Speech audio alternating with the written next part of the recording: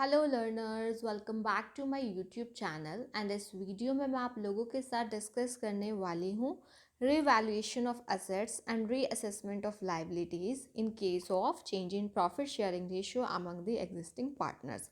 Main topic है हमारा change in profit sharing ratio among the existing partners और ये पार्ट 7 है इसका। पार्ट 1 टू पार्ट 6 जो है आपको मैंने प्लेलिस्ट बनाई हुई है अकाउंटिंग फॉर पार्टनरशिप फर्म्स की। डिटेल में काफ़ी सारे टॉपिक डिस्कस हो गए हैं, तो वहाँ से आप देख सकते हैं। ठीक है, देखो मैंने आपको बताया था कि जब चेंज होता है प्रॉफिट शेयरिंग रेशियो में तो काफ़ी चीज़ें देखते हैं हम।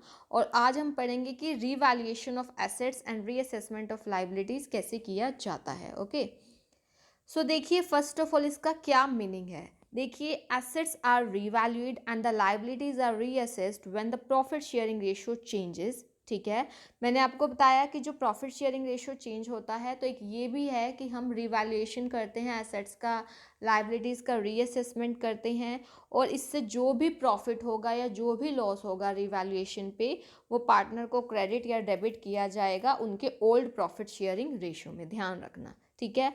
अब रीज़न क्या है हमारा रीवैल्यूएशन ऑफ एसेट्स करने का और लाइबिलिटीज़ की रीअसेसमेंट करने का।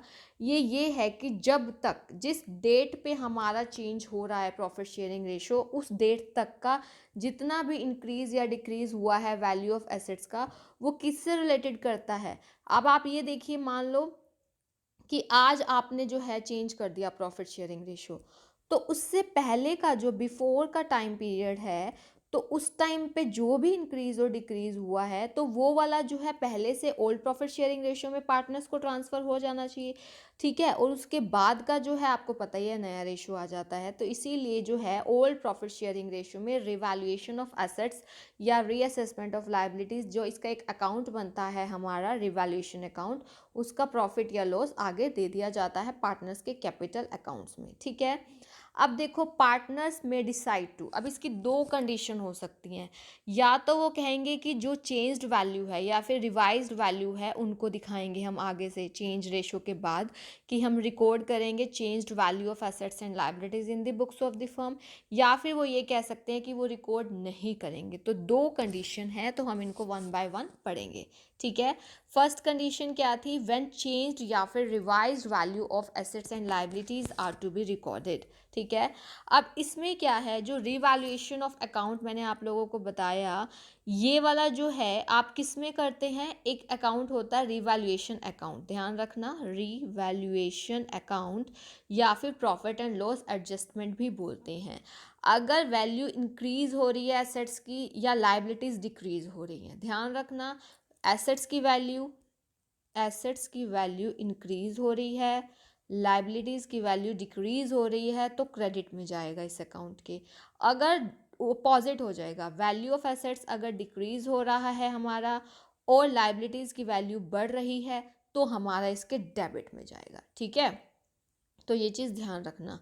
देखो, अगर कोई अनरिकॉर्डेड एसेट है अनरिकॉर्डेड तो ऑब्वियस है क्रेडिट में जाएगी, अनरिकॉर्डेड लाइबिलिटी है तो वो डेबिट में जाएगी। ये छोटी छोटी चीज़ें ध्यान रखनी है। ठीक है, जैसे आप देखते हैं ना प्रॉफिट एंड लॉस में डेबिट में सारे एक्सपेंसेस एंड लॉसेस जाते हैं, क्रेडिट में सारे इनकम एंड गेन्स जाते हैं। In the same way revaluation में अगर एसेट्स बढ़ रही हैं लाइबिलिटीज़ कम हो रही हैं तो डेबिट में जाएगी, या कोई अनरिकॉर्डेड एसेट है तो वो क्रेडिट में जाएगी। ठीक है, सॉरी, क्रेडिट में जाएगी अगर एसेट्स की वैल्यू बढ़ रही है हमारी और लाइबिलिटीज़ कम हो रही है या अनरिकॉर्डेड एसेट है।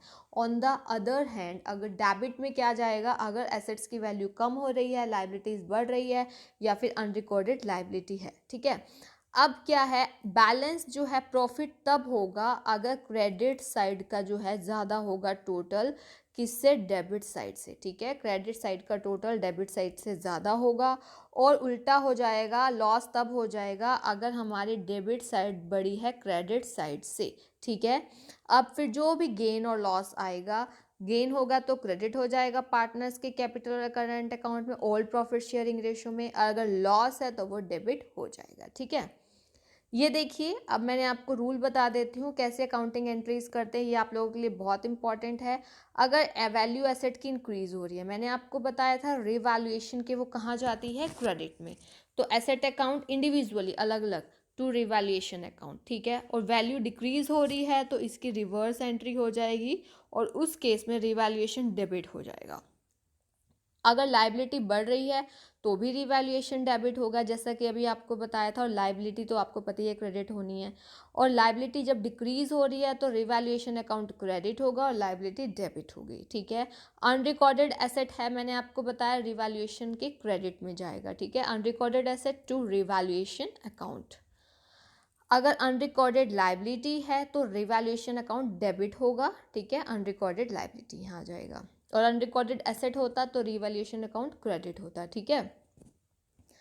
अब देखिए, अगर बैलेंस जो है हमारा रिवैल्यूएशन अकाउंट में हम ट्रांसफ़र करेंगे, यानी कि अगर हमारा क्रेडिट साइड ज़्यादा आ रहा है तो प्रॉफिट है, तो प्रॉफिट है पार्टनर्स के कहाँ जाएगा, कैपिटल और करंट अकाउंट के क्रेडिट में। और उल्टा हो जाए, अगर डेबिट साइड ज़्यादा है तो लॉस होगा, तो ये पार्टनर्स और के कैपिटल और करंट अकाउंट में डेबिट में जाएगा टू रिवैल्यूएशन अकाउंट। अब हम देखेंगे स्पेसिमेन ऑफ रिवैल्यूएशन अकाउंट, ठीक है। रिवैल्यूएशन अकाउंट का जो भी आपको मैंने बताया कि डेबिट में क्या क्या आता है और क्रेडिट में क्या क्या आता है। डेबिट में अगर वैल्यू जो है डिक्रीज हुई है एसेट्स की तो यहाँ आती है। अगर वैल्यू लाइबिलिटीज़ की इंक्रीज हुई है तो यहाँ आती है। अनरिकॉर्डेड लाइबिलिटीज़ भी यहाँ आती है, ठीक है। रेमनरेशन एज मतलब अब देखो रिवैल्यूएशन पे अगर रेमनरेशन पे किया गया है टू पार्टनर्स कैपिटल अकाउंट यहाँ आता है। जो भी रिवैल्यूएशन के एक्सपेंसेस अगर फर्म ने पे किए हैं तो कैश बैंक यहाँ आता है। On the other hand credit में क्या आता है, बाय एसेट अकाउंट, ठीक है। इंक्रीज हुआ है अगर वैल्यू रिवैल्यूएशन पे एसेट का तो क्रेडिट में आता है। लाइबिलिटीज़ डिक्रीज हुई है तो यहाँ आता है। और अनरिकॉर्डेड एसेट्स यहाँ आती हैं, ठीक है। अगर क्रेडिट साइड बड़ी होगी तो प्रॉफिट आएगा, वो ट्रांसफ़र किया जाएगा पार्टनर्स के कैपिटल और करंट अकाउंट में। अगर क्या होगा रिवैल्यूएशन अकाउंट में, क्या अगर लॉस होगा तो वो कहाँ जाएगा, यहाँ डेबिट साइड में जाएगा, ठीक है।